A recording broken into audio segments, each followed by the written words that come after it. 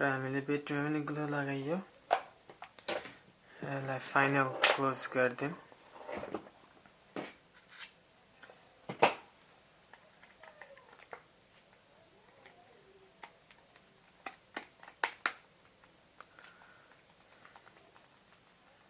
Close भयो। 5 मुखी स्क्रुड्राइभरले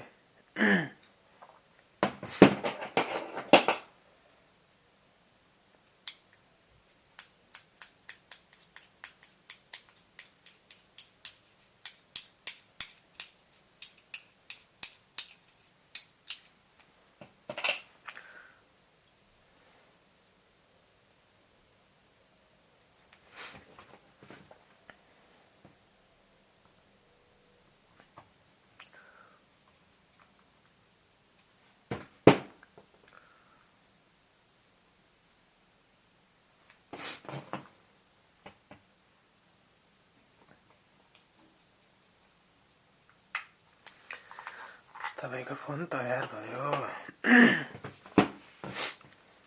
मैले ब्याट्री किने यो फोनको लागि।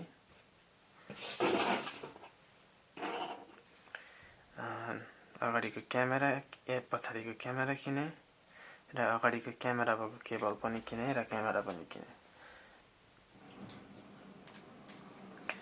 र यति तीनटा किन्दा कति खर्च भयो मेरो भन्दाखेरि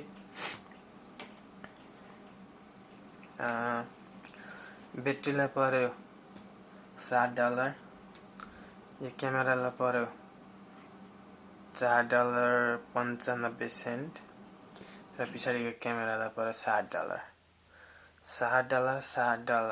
$14, जम्मा जम्मै $20 मा आयो।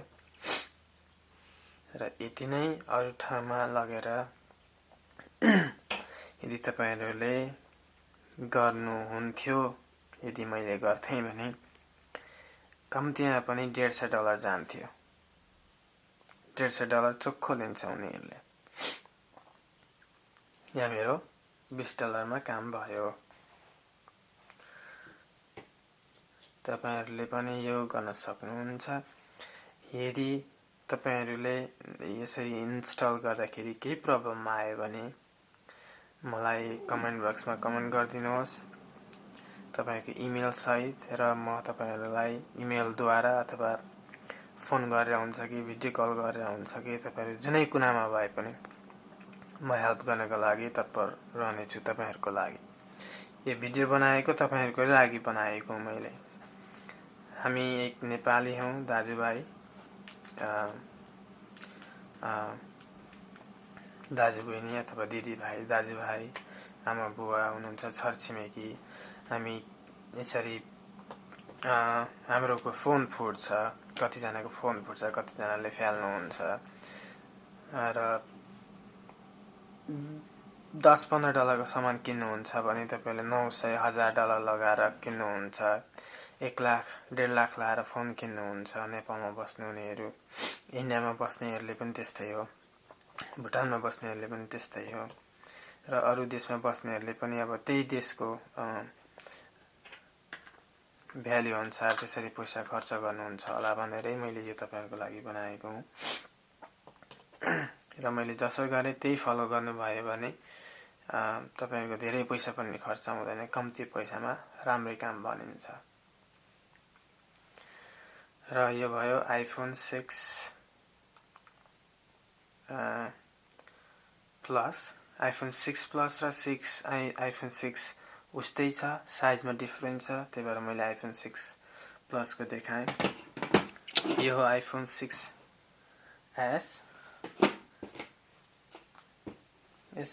यसको लागि मैले स्क्रिन अर्डर गरेको छु, आउँदैछ। यसको लागि ब्याट्री पनि चेन्ज गर्नुपर्ने छ। यो एप्पलकै ब्याट्री हो, साह्रै खराबी भयो। मैले मेरै कस्टमरकोबाट निकालेको थिएँ, उनीहरुले नयाँ ब्याट्री हाल्दिनुहोस् न यसले काम गरेन भनेर, र मैले यसमा नयाँ ब्याट्री लगाएर त्यही ब्याट्री लगाएर ट्राई गरेको थिएँ, तर यो ब्याट्रीले काममै गरेन। यो फ्रेम मैले थर्ड पार्टीबाटै किनेको हुँ, चाइनाबाट किनेको। यो भित्रको पार्ट पुर्जाहरु पनि सबै मैले किनेको।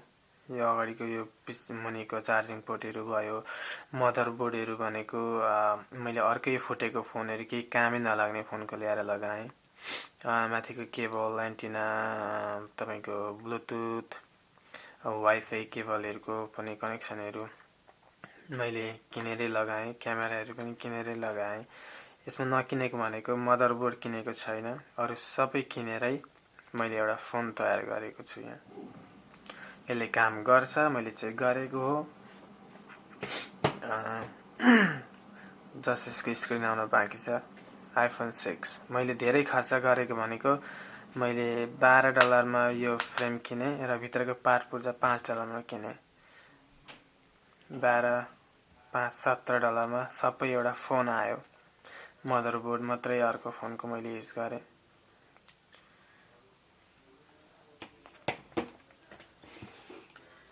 यो आइफोन 6s प्लस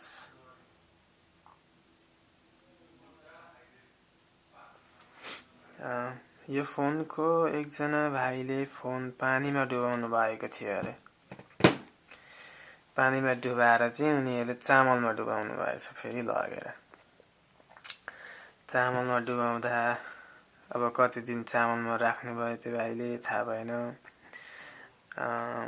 अनि त्यस पछाडि निकालेर चलाउने हुँदाखेरि काम गरेन अरे, केही काम गरेन। अनि मबाट ल्याउनु भएको थियो भने दाइ के भयो यो हेरिदिनुहोस् न भनेर। तर उनी त्यो भाइहरूले चाहिँ यो फोन खोलेर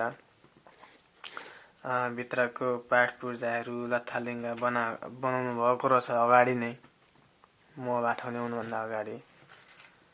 र यहाँनिर न त यहाँको स्क्रुहरू नै छ, न त यहाँको गपनी नै छ, न त यहाँको फ्रन्ट क्यामेरै छ, केही पनि छैन यसमा।